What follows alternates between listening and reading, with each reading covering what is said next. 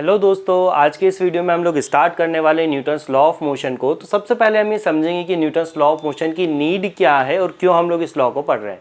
तो चलिए स्टार्ट करते हैं। तो अभी तक हम लोगों ने काइनेमेटिक्स पढ़ा है और काइनेमेटिक्स में हम लोग ये डील कर रहे थे कि किसी बॉडी का मोशन कितना हो रहा है। मोशन देखिए सदियों से हमें क्या करता रहा है, एक्साइट करता रहा है कि जब हम चीज़ों को देख रहे हैं, जैसे फॉर एग्जाम्पल इस पेन को अगर अभी मैं ड्रॉप करूँ तो ये क्या करेगा, नीचे की तरफ मूव करेगा।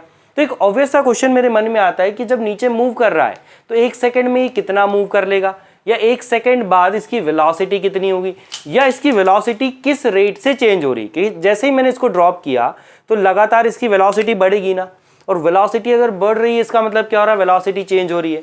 तो ये ऑब्वियस सा क्वेश्चन लोगों के मन में आया कि ऐसा क्यों हो रहा है, ऐसा क्या हो रहा है यहाँ पर कि जिसकी वजह से वेलोसिटी चेंज हो रही है। तो काइनेमेटिक्स जब हम लोग पढ़ रहे थे तो हमको इस बात से कोई फर्क नहीं पड़ रहा था कि कौन है जो इस मोशन को करवा रहा है या कौन है जो इस वेलोसिटी को चेंज करवा रहा है। हम वहां पर बस इतना जानना चाहते थे कि अगर एक बॉल को मैंने अभी ड्रॉप किया, ठीक है, यहां से, तो एक सेकंड के बाद ये कहां पर होगी, या 10 सेकंड के बाद ये कहां पर होगी, एक सेकंड के बाद इसकी जो वेलोसिटी होगी वो कितनी होगी। ठीक है, हम लोगों का कंसर्न सिर्फ यही था। तो ये सारी चीज़ों को हम लोग ऑलरेडी काइनेमेटिक्स के अंदर डिस्कस करके आए हैं, जहां पर हमने मोशन से रिलेटेड कुछ parameters like distance, displacement, speed, velocity, acceleration, इनके बारे में चीज़ें पढ़ी है।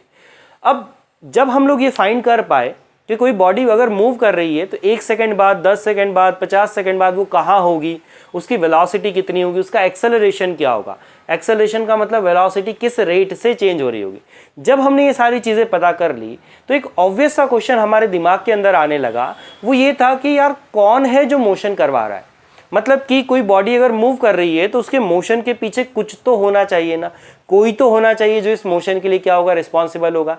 तो यहीं से जन्म लेता है हमारे दिमाग में क्वेश्चन कि ऐसा कौन है जो मोशन करवा रहा है। ठीक है, तो काइनेमेटिक्स के अंदर में हम लोग इस बात को कंसीडर नहीं करते थे कि मोशन का कॉज क्या है, कौन है जो मोशन करवा रहा है। हम सिर्फ किसके बारे में पढ़ते थे, इफेक्ट के बारे में, है ना। इफेक्ट मतलब क्या, बॉडी कितना मूव कर रही है, उसकी वेलोसिटी कितनी है, उसका एक्सेलरेशन कितना है, इन सारी चीज़ों को हम लोग वहाँ पर क्या कर रहे थे, डिस्कस कर रहे थे। बट एक ऑब्वियस सा क्वेश्चन आया ना कि मोशन कौन करवा रहा है।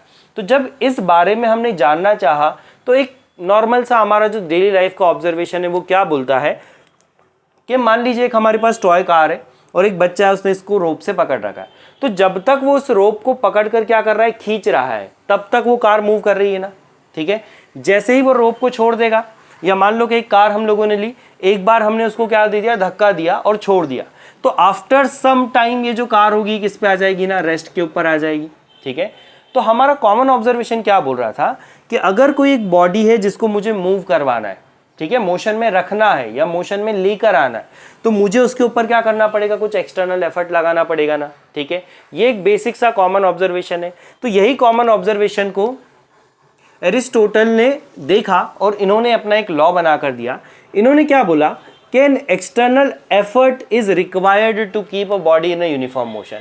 किसी भी बॉडी को यूनिफॉर्म मोशन में रखने के लिए हमको क्या चाहिए होगी, एक एक्सटर्नल इफेक्ट चाहिए होगा, एक एक्सटर्नल एफर्ट रिक्वायर्ड होगा। लेकिन क्या किसी भी बॉडी को रेस्ट में रखने के लिए कुछ चाहिए क्या, नहीं।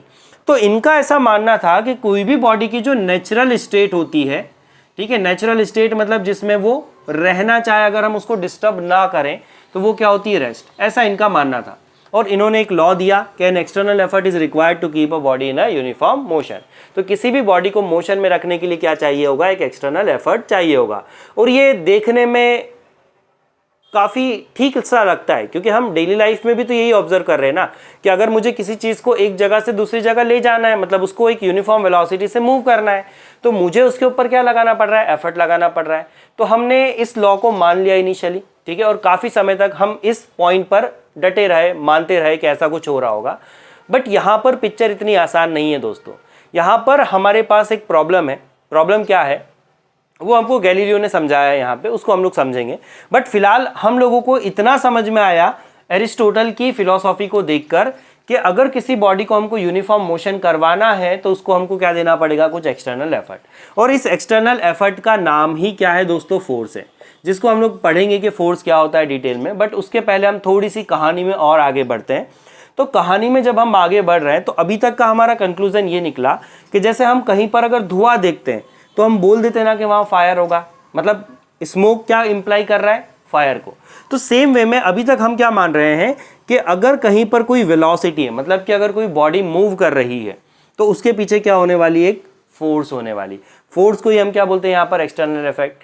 बट इस थिंकिंग में एक प्रॉब्लम है, और प्रॉब्लम यह है कि जब भी अब कोई बॉडी मूव करेगी ना, तो हमको उसके पीछे का एक कारण ढूंढना पड़ेगा कि उसके पीछे कौन है जो उस बॉडी को मूव करवा रहा है। लाइक फॉर एग्जांपल अर्थ है, तो अर्थ सन के आसपास क्या कर रहा है, रिवॉल्व कर रहा है, घूम रहा है, ठीक है। तो अब क्वेश्चन आएगा ऑब्वियस सा कि अर्थ के ऊपर कौन फोर्स लगा रहा है, कोई तो एक्सटर्नल एफर्ट लगा रहा होगा ना, ठीक है।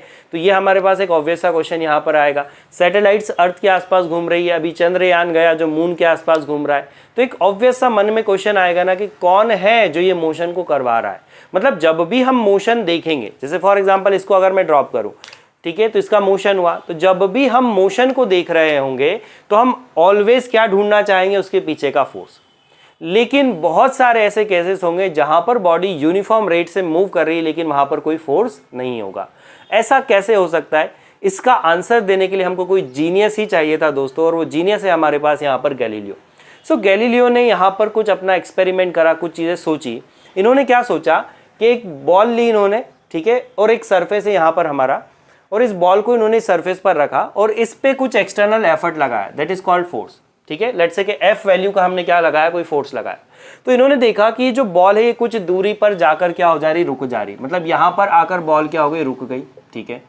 अब इन्होंने क्या करा कि इस सरफेस के ऊपर कुछ पॉलिश वगैरह कर दी, या इस सरफेस को थोड़ा सा स्मूथ बना दिया, और सेम बॉल ली, सेम है एज इट इज बॉल, और उसके ऊपर सेम ही फोर्स इन्होंने लगाया। तो अब ये देख रहे हैं कि जो बॉल है ये थोड़ी ज्यादा डिस्टेंस क्या करिए, मूव करिए, थोड़ी ज्यादा डिस्टेंस क्या करिए, मूव करिए। तो एक ऑब्वियस सा क्वेश्चन आएगा ना कि अगर एक्सटर्नल एफर्ट सेम था, बॉल अगर सेम थी, तो इस फिलॉसफी के अकॉर्डिंग हमारी वेलोसिटी भी सेम होना चाहिए थी, और वेलोसिटी अगर सेम होना चाहिए थी तो बॉडी को सेम डिस्टेंस ट्रेवल करके रुक जाना चाहिए था ना दोस्तों। पर ऐसा हुआ क्या, नहीं हुआ। तो यहां से इन्होंने सोचा कि अगर मैं कुछ एक्सटर्नल पैरामीटर्स को क्या कर दूं, चेंज कर दूं, अगर मैं कुछ एक्सटर्नल पैरामीटर्स को क्या कर दूं, चेंज कर दूं। एक्सटर्नल पैरामीटर लाइक फ्रिक्शन, पहले वाले सरफेस हमने रफ लिया था, सेकंड सरफेस क्या है, स्मूथ। तो सरफेस को अगर स्मूथ किया तो बॉल क्या हो रही, ज़्यादा डिस्टेंस ट्रैवल कर रही है।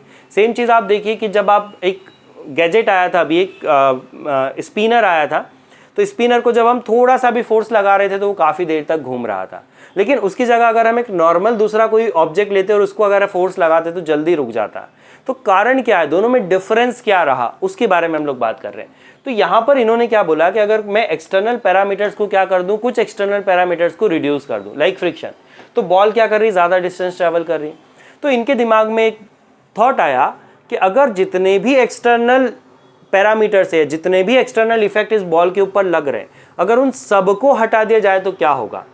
तो ऑब्वियस सा क्वेश्चन था, अच्छी बात थी, इनके दिमाग में ये चीज़ आई। तो यहाँ से इन्होंने कंक्लूजन निकाला कि अगर मैं धीरे धीरे करके सारे एक्सटर्नल पैरामीटर्स को हटा दूँ तो ये बॉल जो होगी वो कभी भी नहीं रुकेगी। मतलब कि बॉल को रोकने के पीछे कौन है, कुछ एक्सटर्नल इफेक्ट्स है, और अगर वो एक्सटर्नल इफेक्ट हट जाए तो एक बॉल अगर यूनिफॉर्म वेलोसिटी से मूव कर रही तो वो लगातार किससे मूव करती रहेगी, यूनिफॉर्म वेलोसिटी से। तो अभी तक जो हम लोग मानते थे कि किसी भी बॉडी की नेचुरल स्टेट क्या होती है, रेस्ट, गैलीलियो ने क्या बोला कि नेचुरल स्टेट सिर्फ रेस्ट नहीं होती, रेस्ट के साथ साथ यूनिफॉर्म मोशन भी जो है वो कैसी स्टेट होने वाली है, आपकी एक नेचुरल स्टेट होने वाली है। और इसी पॉइंट को प्रूव करने के लिए इन्होंने फर्दर एक एक्सपेरिमेंट करा जो हम लोग यहाँ पर देख पा रहे हैं।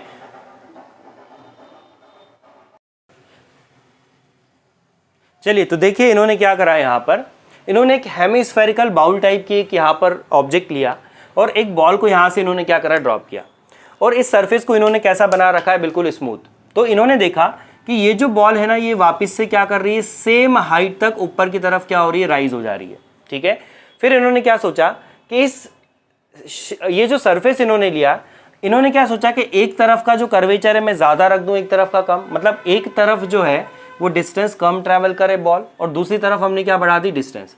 तो अब इन्होंने क्या देखा कि जिस बॉल को अगर मैंने इस हाइट से ड्रॉप किया तो अगेन इस केस में भी जो बॉल है वो मूव करती करती कहाँ तक पहुँच जा रही है, सेम हाइट तक, है ना।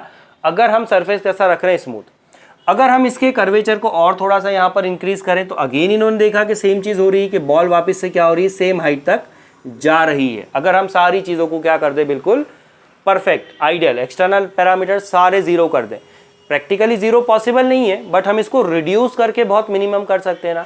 तो इसकी पॉलिशिंग कर दी, ग्रिस व्रिस लगा दिया हमने प्रॉपर इसमें, तो उन्होंने देखा कि सेम हाइट तक बॉल जाना चाह रही, बॉल की टेंडेंसी क्या है, सेम हाइट तक जाना। तो अब इन्होंने सोचा कि अगर मान लो मैं कोई ऐसा सरफेस लूँ जहाँ पर मैं बॉल को एक हाइट से ड्रॉप करूँ, लेकिन दूसरी साइड पे वो हाइट वापस आ ही ना पाए, मतलब नीचे जाने पर ये बॉल के अंदर क्या हो जा रहा है, ये जो सरफेस है कैसा हो जा रहा है, हॉरिजॉन्टल, और हॉरिजॉन्टल सरफेस पर बॉल क्या करना चाहेगी, तीन केस में हमने देखा कि वो सेम हाइट तक जाना चाहती है। तो ये बॉल की टेंडेंसी क्या है, इसको सेम हाइट तक जाना है, पर यहाँ तो सेम हाइट उसको कभी मिलेगी नहीं ना दोस्तों, और अगर नहीं मिलेगी इसका मतलब ये है कि बॉल क्या करती रहेगी, लगातार सेम वेलोसिटी के साथ क्या करती रहेगी, मूव करती रहेगी। तो ऐसा इन्होंने सोचा, और यहीं से जन्म होता है हमारे पास न्यूटन्स के लॉ ऑफ मोशन का। गैलीलियो का ये जो थॉट था ना, इसको लेकर न्यूटन ने क्या करा, अपने 3 लॉज को बनाए हैं, और उन लॉज को हम लोग आगे वाले टॉपिक में पढ़ने वाले हैं। ठीक है, तो चलो अपन लोग यहाँ पर देख रहे थे, ये हमारा यहाँ पर थोड़ा ऑब्जर्वेशन रहा। तो अब जो क्वेश्चन था हमारे पास कि पहले हम लोग मानते थे कि अगर कहीं पर धुआं है तो आग होगी, उसी तरह से हमने देखा कि कहीं पर अगर वेलोसिटी है तो क्या होगी, फोर्स होगी। बट गैलीलियो ने इसको क्या कर दिया, रॉन्ग प्रूव कर दिया। कैसे कि यहाँ पर बॉडी के अंदर वेलोसिटी तो है, बट यहाँ पर कोई फोर्स नहीं है जो लगातार क्या कर रही है, उसको पुश कर रही है। ठीक है, तो ये वाला फैक्टर क्या हो गया, गलत हो गया। मतलब एरिस्टोटल का जो यहाँ पर स्टेटमेंट था, ये हमारा क्या हो गया, गलत हो गया, कि किसी बॉडी को एक्सटर्नल एफर्ट की कोई रिक्वायरमेंट नहीं होगी अगर हमको उसको यूनिफॉर्म मोशन में रखना है तो। ठीक है, तो एक्सटर्नल एफर्ट कब लगेंगे उसको हम लोग एनालिसिस कर लेते हैं। चलिए, तो अभी तक हम लोगों ने समझा कि पहले हम लोग मानते थे कि वेलोसिटी इंप्लाइज फोर्स, मतलब जहां भी वेलोसिटी है वहां पर क्या होगी, फोर्स होगी। बट गैलीलियो ने इसको गलत प्रूव कर दिया। इसका मतलब क्या है कि किसी बॉडी को यूनिफॉर्म मोशन में रखने के लिए कोई फोर्स की रिक्वायरमेंट नहीं होती है। तो अब क्वेश्चन ये आएगा कि एक्सटर्नल इफेक्ट की रिक्वायरमेंट, एक्सटर्नल इफेक्ट मतलब क्या, फोर्स, फोर्स क्या इंप्लाई करता है, फोर्स क्या इंप्लाई करता है। तो इस क्वेश्चन का आंसर देने के लिए हम लोग यहाँ पर आते हैं। मान लीजिए मेरे पास एक बॉल है, और अगर मैं आइडियल कंडीशंस ले रहा हूँ सारी, ठीक है, जहाँ पर फ्रिक्शन नहीं है, कोई रेजिस्टेंस नहीं है, तो ये बॉल क्या करती रहेगी, लगातार 5 मीटर पर सेकंड की स्पीड से क्या करेगी, मूव करेगी।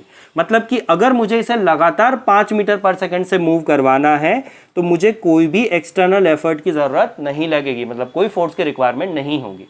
तो फोर्स कब लगेगी, अगर मुझे क्या करना है, इसकी वेलोसिटी को चेंज करना है। तो इसकी अगर मुझे वेलोसिटी चेंज करना है, मान लीजिए कि अभी ये 5 से मूव कर रहा है, अब उसकी वेलोसिटी को मेरे को चेंज करके बढ़ाना है, 5 से बढ़ाना है, तो मुझे क्या करना पड़ेगा ना, सेम डायरेक्शन में, जिस डायरेक्शन में मोशन हो रहा है उस डायरेक्शन में क्या लगाना पड़ेगा, एक एक्सटर्नल एफर्ट। एक गाड़ी चल रही है, बहुत स्लो चल रही है, अगर आपको उसकी स्पीड को बढ़ाना है तो आपको उसको सेम डायरेक्शन में क्या देना पड़ेगा, धक्का। ठीक है, तो यहाँ पर फोर्स लगेगी। फिर अगर मान लो कोई एक ऑब्जेक्ट मूव कर रहा है और मुझे उसकी स्पीड को कम करना है, उसे रोकना है, तो मुझे क्या करना पड़ेगा, जिस डायरेक्शन में वो मूव कर रहा है उसके अपोजिट डायरेक्शन में क्या लगाना पड़ेगा, एक एक्सटर्नल एफर्ट। ठीक है, तो एक्सटर्नल एफर्ट या फोर्स क्या इंडिकेट करता है, फोर्स इंडिकेट करता है चेंज इन वेलोसिटी। मतलब जब भी हमको चेंज इन वेलोसिटी कहीं पर दिख रही है तो हमको ये मान लेना है कि वहां पर क्या लग रही होगी, फोर्स लग रही होगी। ठीक है, तो फोर्स का काम क्या है, वेलोसिटी को चेंज करना। ठीक है, तो अब सबसे पहला क्वेश्चन तो यही रहा ना कि फोर्स होगी क्या सर। तो छोटी क्लासेस में हमने 8th 9th के अंदर में पढ़ा है कि जब भी हम किसी बॉडी को पुश या पुल कर रहे होते हैं, जब हम उसको खींच रहे हैं, पुल कर रहे हैं, जब हम उसको धक्का दे रहे हैं, पुश कर रहे हैं, तो हम उसके ऊपर क्या लगा रहे होते हैं, फोर्स, है ना। तो फोर्स क्या है, force is nothing but it is just a push और पुल ऑन एन ऑब्जेक्ट, ऐसा हम लोग बोलते थे। ठीक है, बट अभी जब हम 11th के अंदर इस चीज़ को पढ़ रहे हैं तो हमको थोड़ी सी अपनी डेफिनेशन को मॉडिफाई करने की रिक्वायरमेंट है कि पुश और पुल की जगह हम क्या बोलेंगे कि अगर कोई भी दो बॉडीज है और उनके बीच में किसी भी तरह का इंटरेक्शन है, चाहे वो फिजिकली कांटेक्ट में हो या ना हो, ठीक है, अगर उनके बीच में यहाँ पर क्या है, किसी भी तरह का इंटरेक्शन है, तो हम क्या बोल सकते हैं कि बॉडीज एक दूसरे के ऊपर क्या लगा रही होगी, फोर्स लगा रही होगी। जैसे फॉर एग्जाम्पल एक बॉल को जब हमने सरफेस पर रोल किया, हमने इसको कुछ वेलोसिटी दी, तो आइडियली तो इसको क्या करना चाहिए था, सेम वेलोसिटी से मूव करना चाहिए था। लेकिन ये जो सरफेस है, क्या इस सरफेस का इस बॉल के साथ इंटरेक्शन है क्या, हाँ, तो ये जो सरफेस होगा ना, ये इस बॉल के ऊपर क्या लगा रहा होगा, एक एक्सटर्नल फोर्स, और वो फोर्स इसको ले जाकर क्या कर देगी, थोड़ी देर बाद रोक देगी। ठीक है, तो फोर्स मतलब क्या, इंटरेक्शन। इंटरेक्शन फिजिकल भी हो सकता है, जैसा कि बॉल सरफेस के क्या है कांटेक्ट में, या इंटरेक्शन नॉन कांटेक्ट टाइप भी हो सकता है। लाइक फॉर एग्जांपल, जैसे ये पेन है, अगर मुझे अभी इसको उठाना है और मैं हाथ से ऐसे कर रहा हूँ और ये पेन अगर हवा में उठ जा रहे हैं, तो ये किस टाइप का फोर्स हो गया, नॉन कांटेक्ट टाइप का। तो क्या ऐसा कोई फोर्स होता है क्या जो नॉन कांटेक्ट है? हाँ बिल्कुल।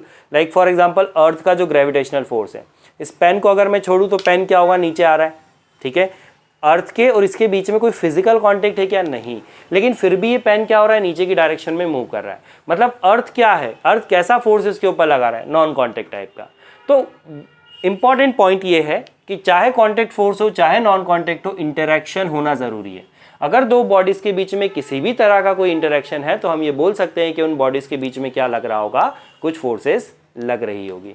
तो अभी के वीडियो में हमने ये चीज़ जाना कि फोर्स क्या होती है, इसके रिक्वायरमेंट क्यों है, और मोशन की अंडरस्टैंडिंग को हमने थोड़ा सा और बढ़ाया। हम उसके पीछे का कारण जानने में भी इंटरेस्टेड हुए हैं, और गैलीलियो ने हमको जो लॉ दिया है ये बड़ा इंपॉर्टेंट है, क्योंकि इसी के ऊपर नींव रखी हुई है आने वाले 3 लॉ की, न्यूटन्स लॉ ऑफ मोशन की। ठीक है, बट उसके पहले अगले लेक्चर में हम लोग ये डिस्कस करने वाले हैं कि अगर फोर्स है तो फोर्स कितनी प्रकार की अवेलेबल है इस नेचर में। ठीक है, और किस तरह से वो बॉडी के ऊपर एक्ट कर रही है। तो उन सारी चीज़ों को हम लोग नेक्स्ट वीडियो के अंदर में डिस्कस करने वाले हैं। यहाँ तक बने रहने के लिए बहुत बहुत शुक्रिया। जय हिंद, वंदे मातरम।